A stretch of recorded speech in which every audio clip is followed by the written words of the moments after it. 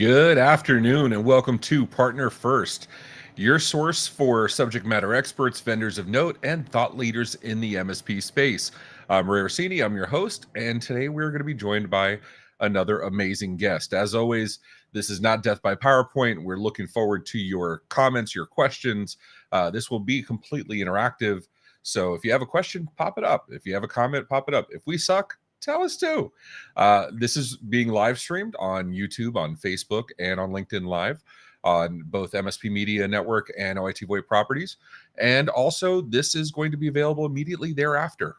So the recording is there if you have to hop off as your workday starts. To get started, I'd like to help you in welcoming my good friend, Mr. Will Young, CTO of Bering McKinley. How you doing, Will? Hey Ray, how's it going? Good, man. Good. It's been too long since we've hung out. I appreciate you coming on Partner First to not only educate me but also the MSP audience. Thank you. I'm really excited to be here. Yeah, man. So for those that don't know you, why don't you tell us about yourself, about what Bering McKinley does? Sure. So I'm Will Young. I'm the CTO, the tools guy over at Bering McKinley. For anybody who doesn't know, we are an operational consulting firm for MSPs or internal IT departments.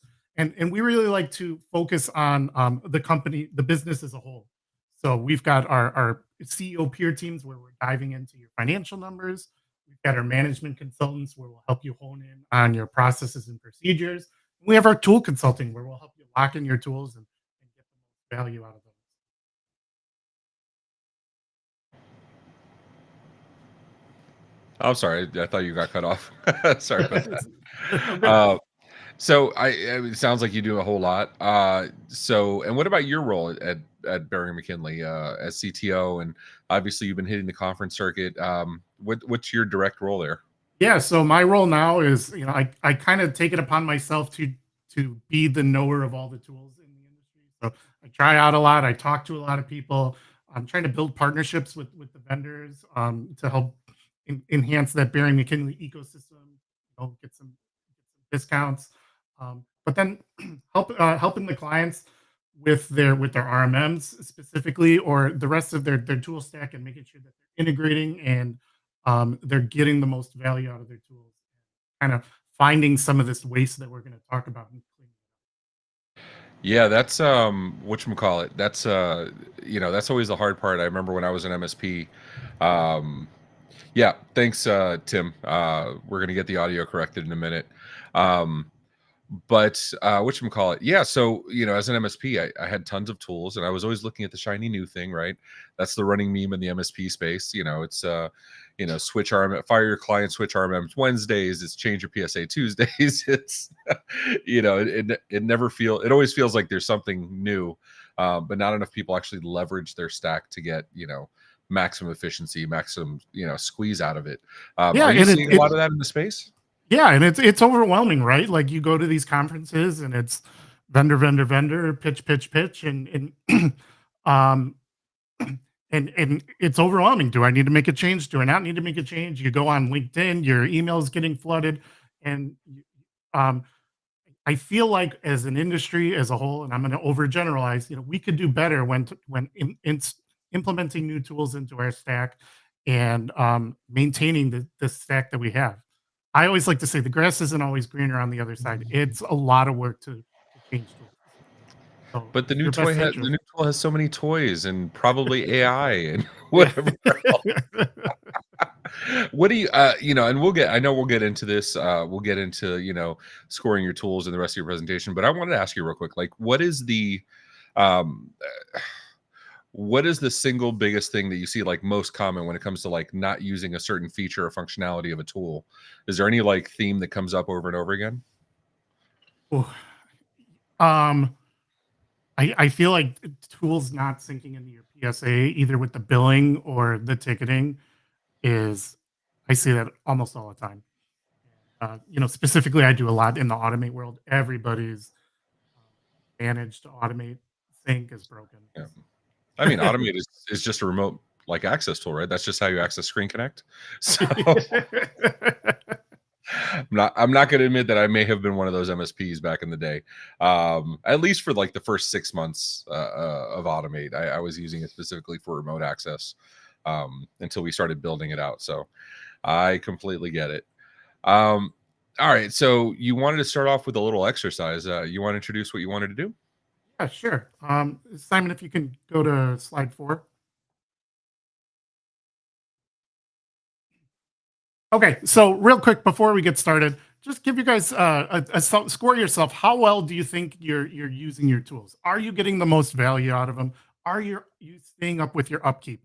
And when I talk about the tools, I mean the big ones when with us are our PSA or in the RMM, but really we're talking about everything: your Microsoft environment, your documentation tool, your QuickBooks, your HubSpot, all of that. So what you see, I know you work on certain stacks, Yep. um, but the most common stack you work on, are you seeing a lot of it? Because I know back in my day, I was mostly in managing the full scam suite. HubSpot, not that it wasn't a thing, it just wasn't on my radar. It was like a separate thing. Of course, I had like, MailChimp for email campaigns and stuff like that. Are you seeing tool sprawl more prevalent today versus when it first started, when you first got into the business? Um, I don't. I think people are using more tools now than when I first got into the business, and I think our behavior when it comes to the uh, upkeep of them, it hasn't really changed or improved much.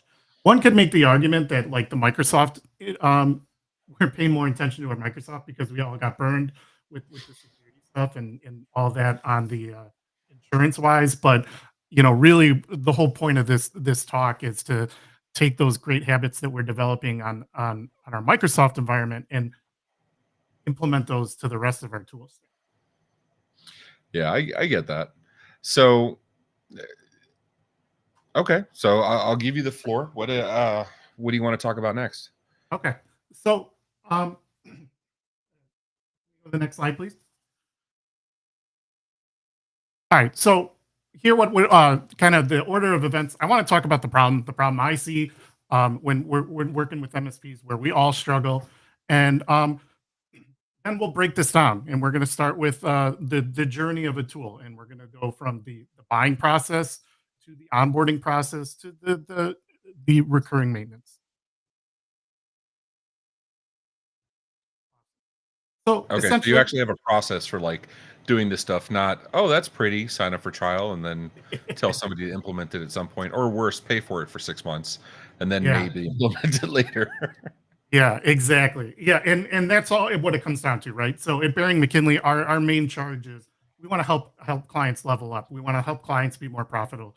So when we're looking at our AGP or agreement gross profits or our net profit, it's that old Arrested Development line. There's always money in the banana stand.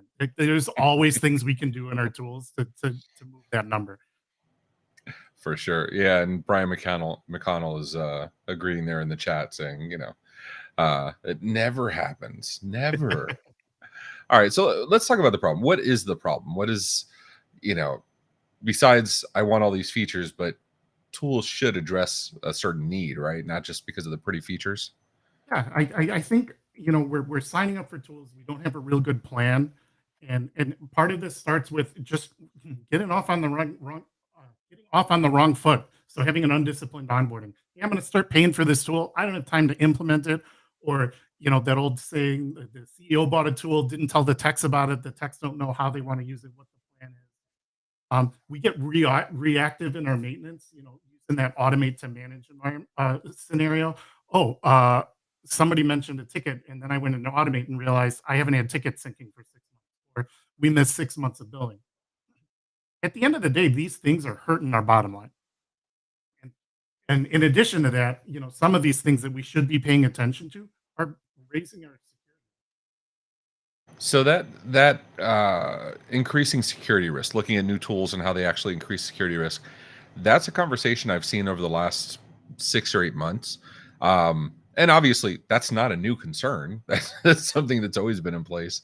But I think people are more judgmental or more they have higher scrutiny for tools that add a new agent or to a client's platform or ingest data and how they're handling that data. And I'm not even talking GDPR. I'm talking like in North America, but in North America, the same thing. It's I see a lot more MSPs talking about the increased security risk of adding anything to their stack.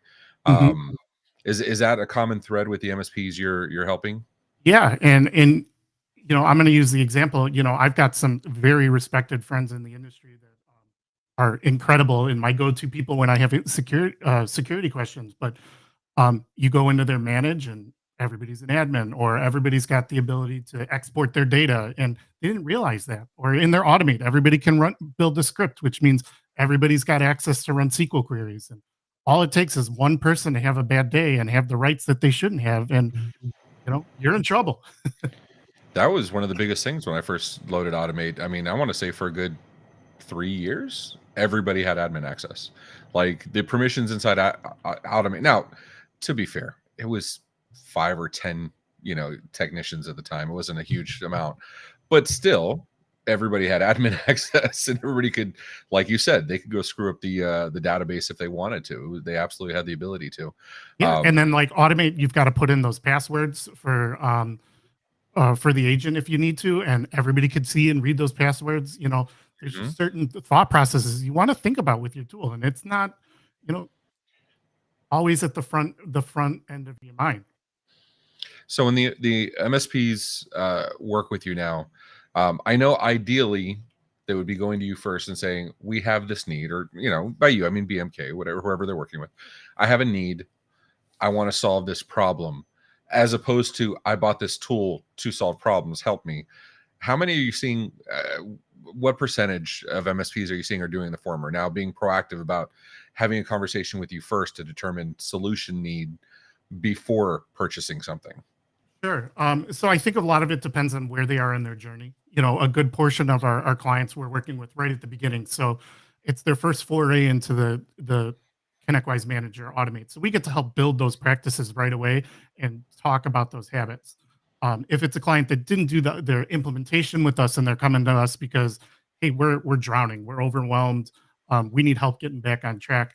That's where we will run our assessment, point out the risks and recommendations that we have, and use that as our hit list for further consulting. And then at the end, on the high level, if it's just, hey, we're really in tune to our numbers, we want to make it to the this next benchmark. Where can we tweak? We'll analyze the tools. We'll analyze our management costs for the tools, and try to find some safe efficiency. So you go over things. Give me some examples of the problem, right? And I know you go over this before you buy. You have some questions. Do you want to move on to the next slide so we can address them there, or you want to talk about the problems now? Yeah, we can go on. Sure. Let's go on to slide 8.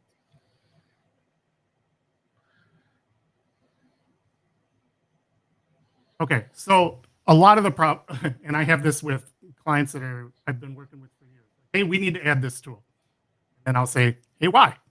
And this goes back to what we were talking about earlier. You're at the conference, you saw somebody, they gave out cool swag, they had a really cool booth, lots of people. You think you need the tool, but when we want to buy that tool, you got to pause yourself and let's ask ourselves 3 questions.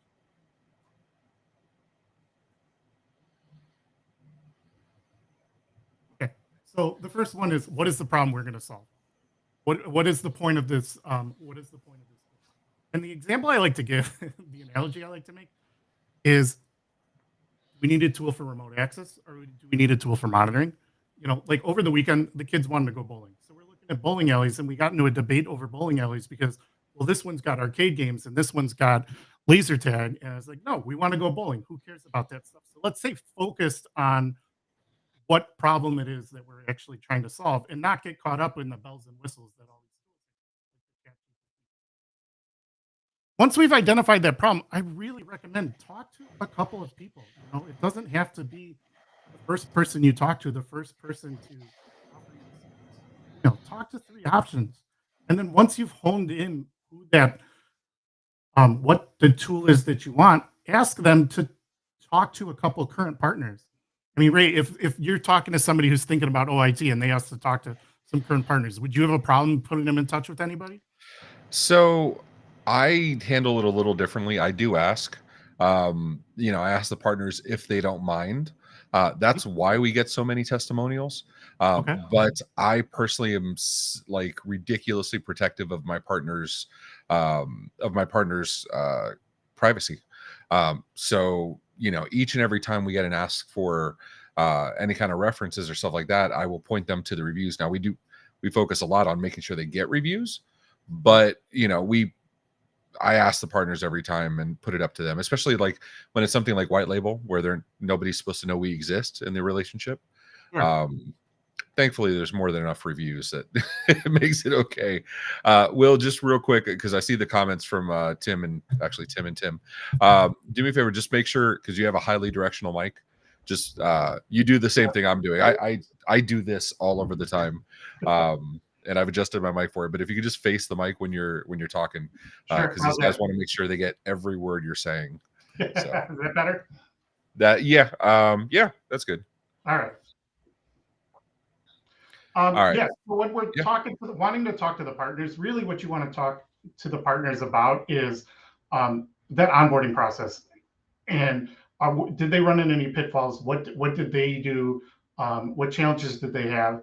And so you can plan for those potential gotchas. So Okay. once we've identified that, the big thing is, how the hell are we going to pay for this, right? Are we just going to pass this through as a cost to the company? Is this going to be a license cost to our clients where we're going to just charge by the license? Is this going to pay for itself in saved labor, or is this going to pay for itself by lowering our security risk?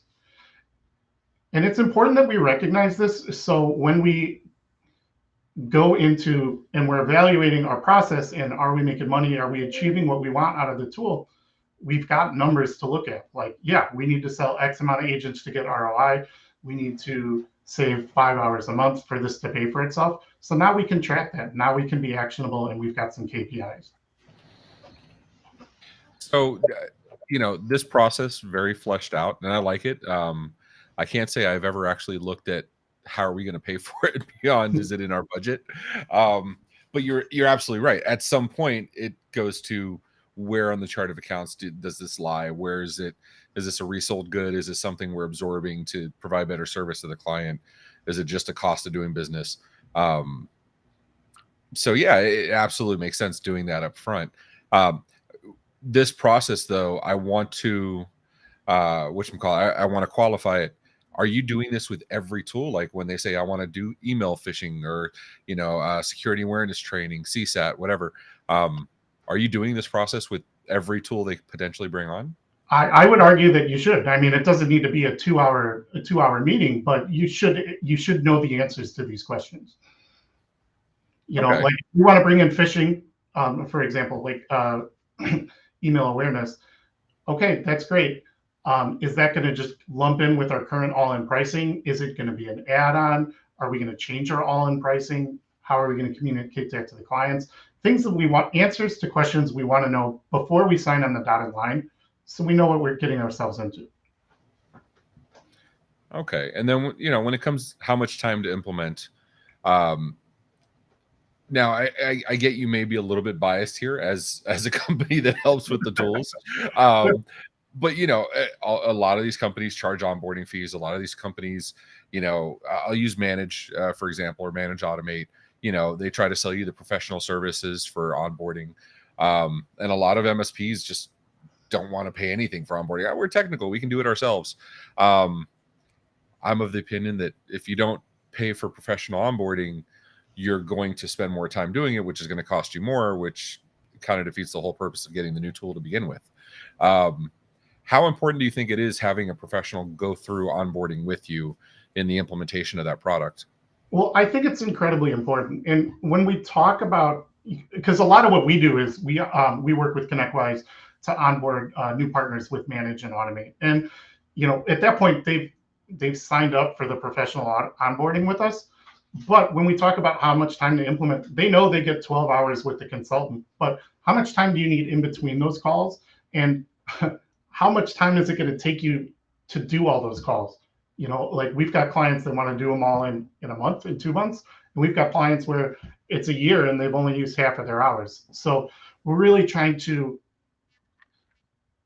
budget the MSP's time so we can block out those resources to focus on the tool.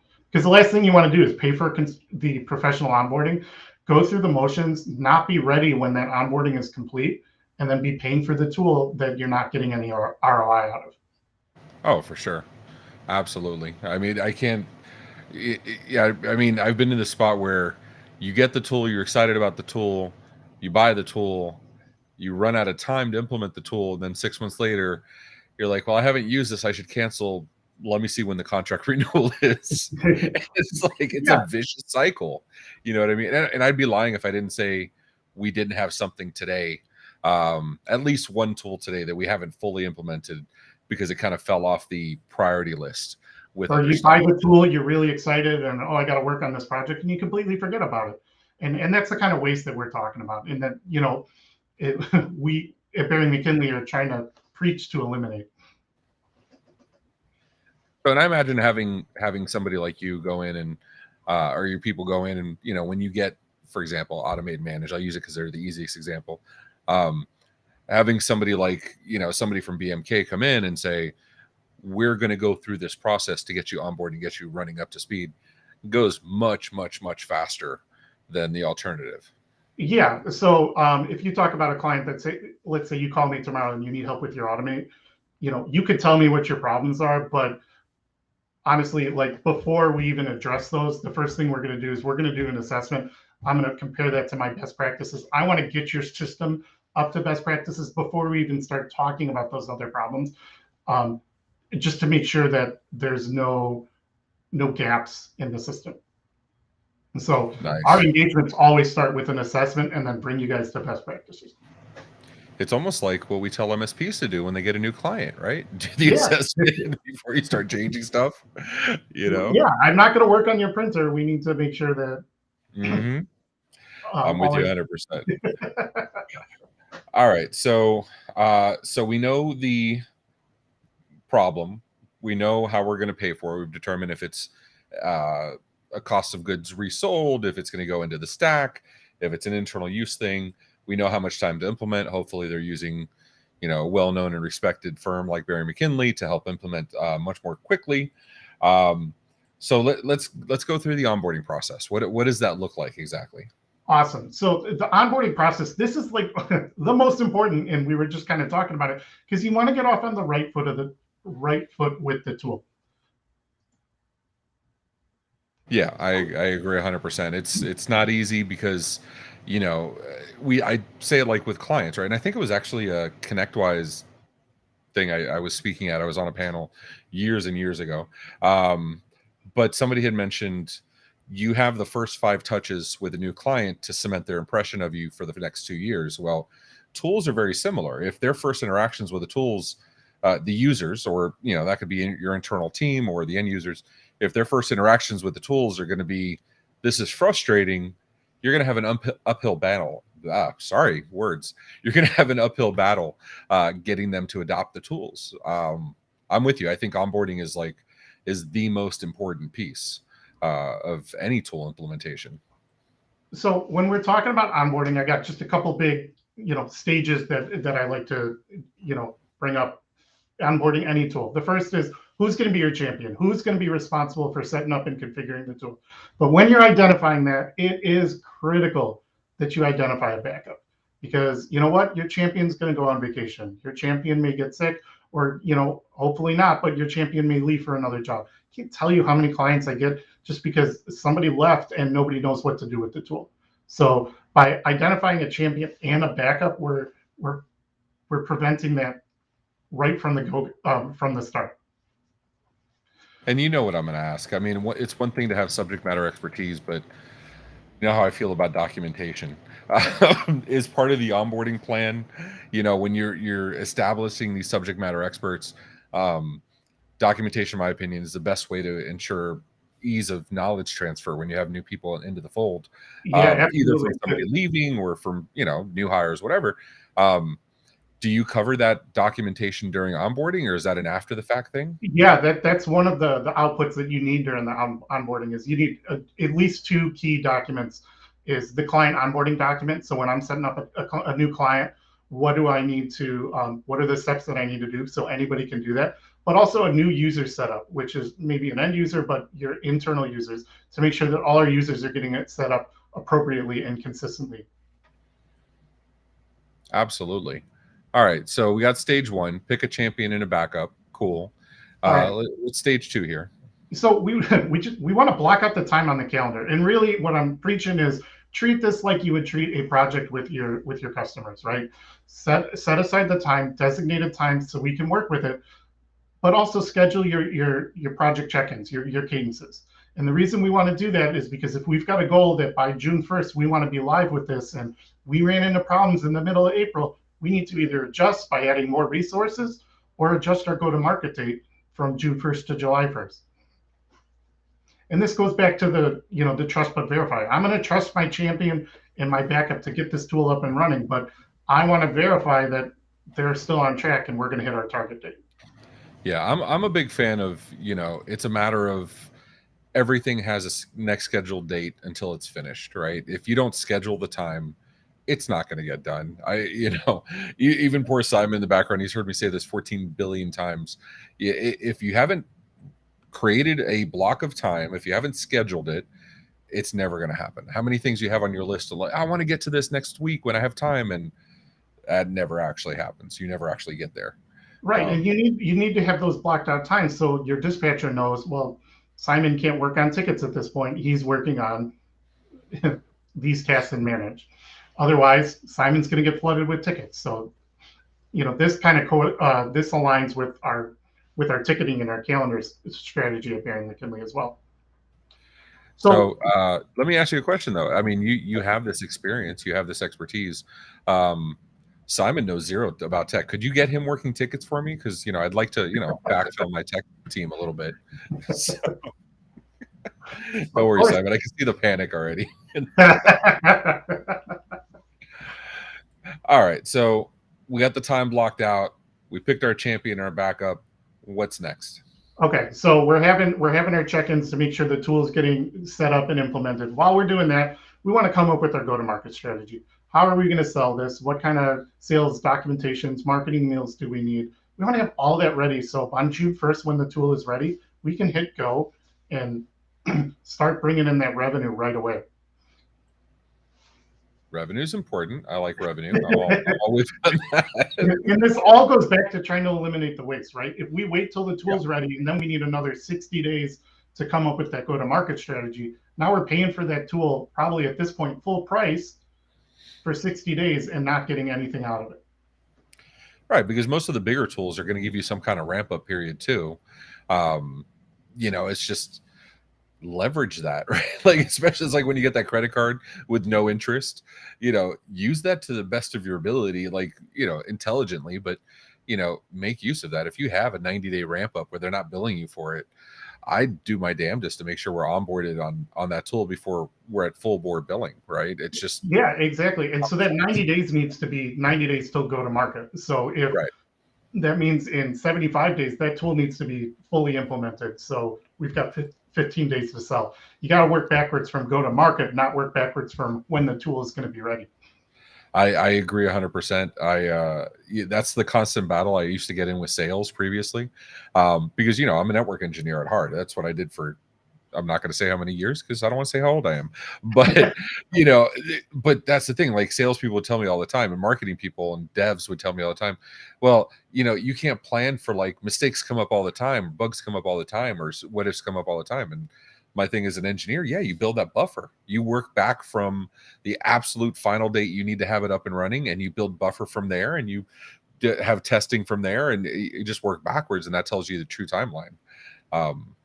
If you're just making up time, you're like, I'd like to have this done in 60 days. You're just in a world of hurt if you haven't planned that way.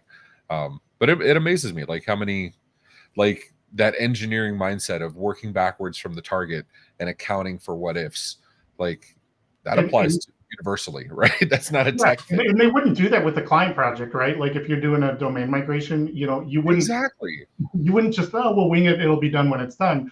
But you would think it out, you would map it out with your target dates and your buffers, and it's the same process. Like, I mean, I look, I'll admit, I've done every bad thing you could possibly do as an MSP at some point during my career. So yes, we've done email migrations where like, Skykick or BitTitan will take care of it, no problem. And then like, what the hell was wrong with me? Why did I? Now that was very early in my career, and I was able to use my mistakes to teach, the rest of my staff, so they can make their own new mistakes. But it's all, and that's kind of the point of the experience, right? You want somebody like and I know this is not a pitch for BMK. I'm just saying, like, but BMK, I'm a big fan of advisors. I'm a big fan of like getting subject matter experts to come in, put you under their wing, and make sure you get off on the right foot. That's why I'm so passionate about. I may be more passionate about BMK than you are about BMK. So we'll send you a shirt, right? But really, like, none of this stuff that we're talking about here, like if you guys are doing this right, you don't have to call me, at least for the first phase. This method is not dependent on you need a consultant. This method it's the equivalent of going to a dietitian and them saying, hey, you need to exercise more. We all know we need to do it. We just need to be better at it. And if I preach this well, then you guys should not need to call me right away. And so I'm losing money. Well, you're teaching them, right? You're teaching them to make use of this so they can have more meaningful impact with you. It's no different than onboarding with an MSP onboarding a client. I mean, that first month or 2 month, that first onboarding, you're doing a lot of hand holding. You're basically biffles, right? For that onboarding period, everybody knows what each other had for breakfast and dinner, and they probably saw each other waking up and going to bed that week, whatever it is, because there's a lot of getting accustomed to the process. But once you do, the next the subsequent months are much easier. I imagine this onboarding plan, as you spend time, the MSPs kind of learn to do a lot of this themselves. So when they do engage you or the other professionals at BMK, it's for more meaningful stuff because they've already gotten really good at this. Yeah, we want to be working on the high level stuff. And it doesn't have to be this onboarding plan. Obviously, we recommend this one, but at the end of the day, just have some sort of plan. Plan is better than no plan.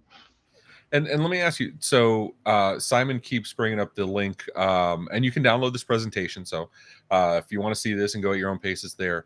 But Simon is putting up, you guys are gracious enough to include a free tools assessment for anybody watching this webinar now or in the future on YouTube or whatever.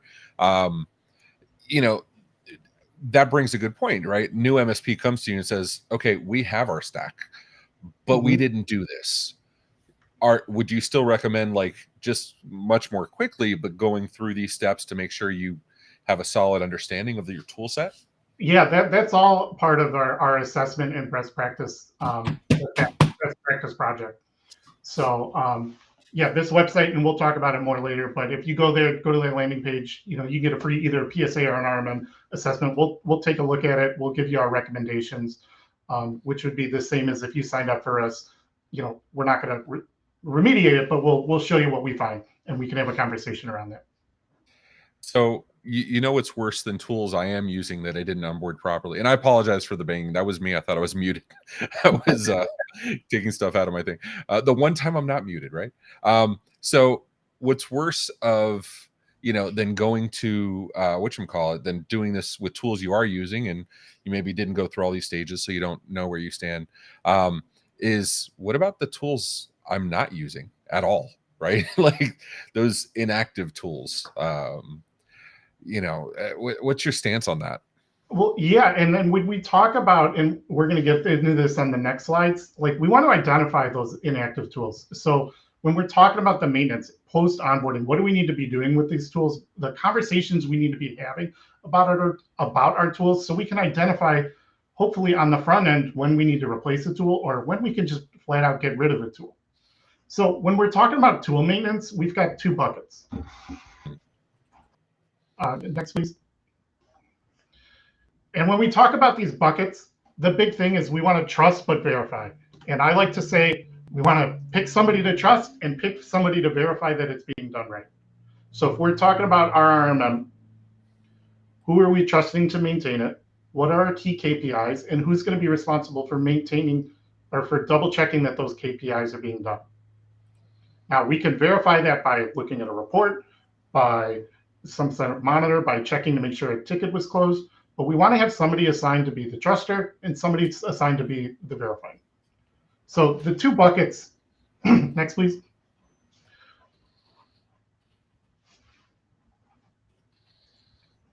Sign in.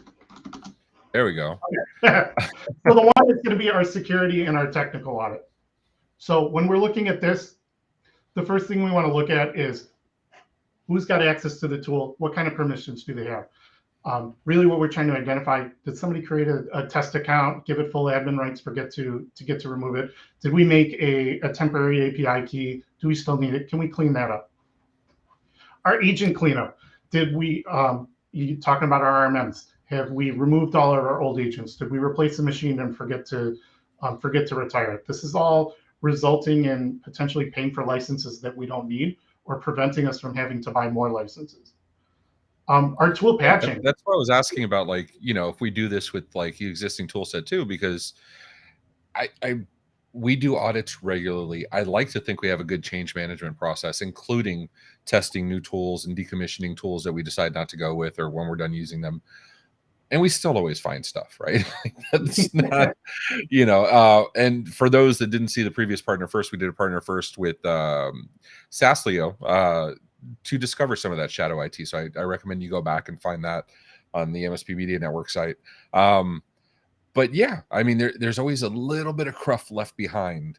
And I love this because it accounts for that. And, you know, the last thing I want is a breach notification 6 years from now that some account I forgot to close, you know, got breached and they have my plain text password that, of course, I use the same password over and over again. I'm kidding, but, you know, it happens, right? It does happen. Yeah, and if you're unsure about what to do, how to do this for a tool, talk to your vendors. Like, Ray, if I called you guys and said, hey, what are the monthly things that my champion needs to be looking at? What are the 5 things that he should be monitoring? You guys would have no problem looking at that and helping him come up with a checklist. Yeah, absolutely. And that brings a good point too, right? Like, the vendors should be, I mean, how many vendors talk about partner enablement? When you go through vendor selection, how many vendors are prepared to tell you that, like, off the bat, you need to be watching these 5 things once you get started? I would argue the better vendors probably have that ready to go the minute you ask. Yeah, absolutely. So a couple other things that we want to be pointing out or taking a peek at this point is the tool patching. Like, do we have our systems patched the latest version of Automate? If you log into your control, how many of your control agents are out of date? That kind of stuff, making sure we're current. License spot check, making sure that all our old clients are out of there. We're not paying money for those. And then any kind of tool specific KPIs. So like in our Microsoft environment, accounts without MFA, accounts without MFA, machines that aren't patching, that kind of stuff. Let's identify those KPIs and check on them every month. Make sure that we're taking advantage or we're taking action on those and not forgetting them. Love it. Okay. So, and I know we got to kind of scoot a little quick because we're already at 1:45. I want to be respectful of people's times. But it's more than just technical, right? There's the financial aspect of this thing. Yeah. So the finance and leadership, we call this finance and leadership checks and balances. So the license reconciliation, and this is, are we charging our clients for all the licenses we're paying for? And this is not as simple as just trusting your sync. We need to make sure that, you know, we're identifying it if our sync is broken or if we forgot to properly onboard and turn on the sync for a client. That makes sense. Yeah. We want to identify the cost to manage this tool. And if you've got a decent reporting tool in PSA, you should be able to identify, you know, how much money are you spending in labor to manage this tool? Is this, when we were making the tool selection decision, was this in line with what we expected? Is it over? Is it not? How are we going to account for that? Going back to how are we going to get ROI on our tool? Well, did we do it? Did we not? Are we on track? Are we not? And if not, what are we going to do that? Do we need to sell more licenses? Do we need to charge more? these are things that we need to be focused on month 1, month 6, month 20. It matters. And then just the overall effectiveness of the tool. So this goes back to what was the problem, right? If this tool is not solving the problem, if it's a documentation tool that's meant to give everybody real-time access to the documentation and they can't log in because of outages, well, we've got a problem. We need to, start looking at other options. And that overall effectiveness, like you said, these are not metrics that you look at one and done after you're implemented and just move on with life. I imagine you're doing regular stack audits to make sure you still believe the same thing today. You're still happy today as you were last year. Is that a regular part of what you do with the MSPs? Yeah, and depending on let's say the criticalness of the tool, it could be as frequently as monthly, or as quarterly, or even yearly. But we need to be checking on all of our tools at some sort of cadence. So, Will, let me ask you. Okay, I'm a brass tacks kind of guy, right? Like, we have a mutual friend, Jason Slagle, which I gave him all types of gruff because I just realized your fridge. I have the exact same fridge in my office. I'm staring at it right now. But I give him all kinds of gruff because a year and a half ago, him and every other security researcher on the planet, their answer to every question was, "It depends." Yeah, we got to check and see and blah, blah, blah. And so I tasked him and Wes Spencer and John Hammond and tons of other security researchers. I said, give me actionable items I can take away. Stop making it depends, because you can't expect people to be protected and do the right thing if the answer for everything is it depends. If you can't say it easily, how the hell is somebody like me, like a layperson, going to understand it? So I'm going to talk to you. Let's go to brass tacks. MSP comes to you and says, Will, help me. You're my only hope. I've been MSPing for 5 years, but I'm not using my tools. I'm using full scam suite. What does that look like? What's like your first vector of attack? What are you doing with them? So the first thing we're going to do is we're going to do a business assessment and assess their business and just kind of their overall profits. And then we're going to assess their tools and identify, where they're lagging. And I like to take the house and the old show House. I like to use his analogy. Patients always lie. It's oh yeah. An MSP could come to me and tell me the problem is X, but chances are the problem is really Y and Z. So we like to get in there, get our hands on it first, then make our recommendations, and then based off of that, we can come up with a plan to either swap tools, help them re-implement their current stack, or recommend some better tools and help them get those properly implemented. Yeah, that talking about House reminds me of the tennis ball he would play with. It wasn't even a tennis ball; it looked like a tennis ball, but it has an official name: ball of unknown origin, because even the people on House have no idea where it came from, but it was a running thing throughout the entire show, and it actually changed sizes. It went from like tennis ball size to like size 3 soccer ball size. It's a whole thing. I love those little Easter eggs. Anyway, but okay, I mean, but that goes back to what you were saying, right? Like at the very beginning of your process, identify the problem. That makes very much sense.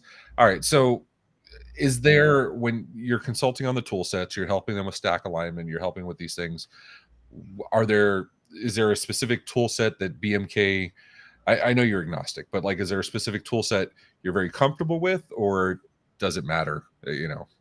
Yeah, at the end of the day, the fundamentals are the fundamentals. I mean, we do a majority of work with the ConnectWise stack and then the tools around that, but we've got plenty of clients on the other tools as well.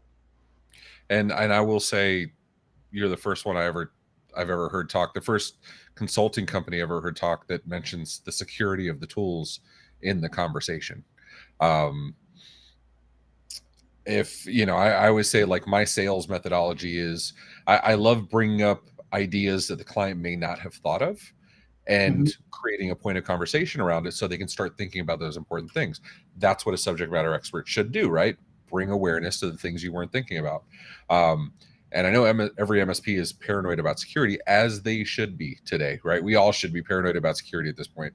But having the vendors you rely on and the coaches and that you rely on, having them be aware and focused on security too is a big deal.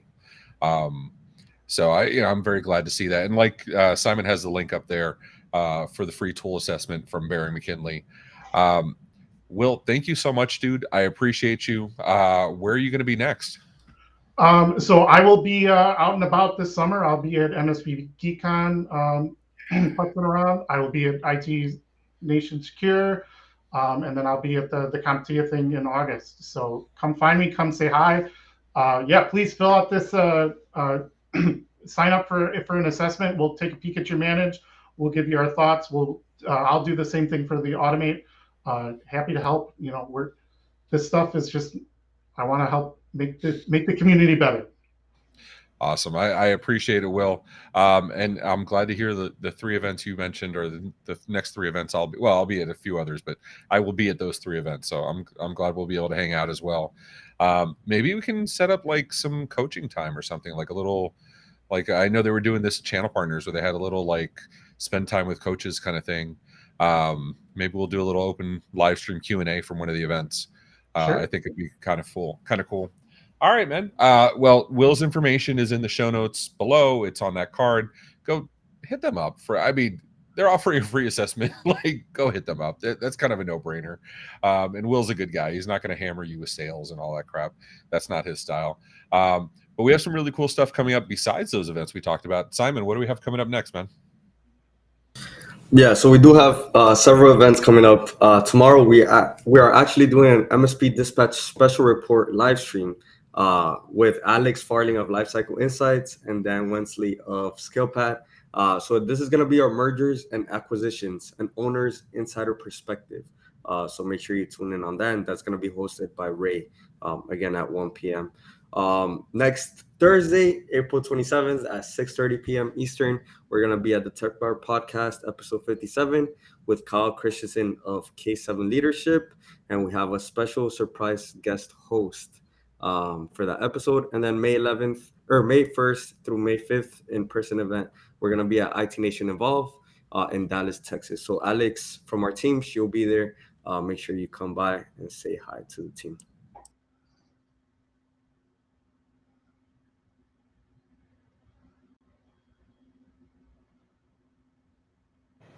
I'm always muted at least once. And if that's not enough, I'm doing a webinar with Richardson and Richardson tomorrow, talking about increasing MRR for cybersecurity sales, I think. I don't know. It's on the link. But we're giving away cool stuff like this Stream Deck right here. So this is Simon's, but we're giving away a brand new one. So there you go. Yes, Danny, I was muted, blah, blah. But all right, everybody. Thank you so much. Thank you, Will. Thanks, everybody that's been spending time with us. I appreciate you guys. Will, thank you, dude. It's always a pleasure hanging out with you. Time went by way too fast. I can't wait till the next one. Until next time. I appreciate it. Thank you so much, Ray. Yeah, man. Until next time, take care of yourselves and each other. Bye, guys.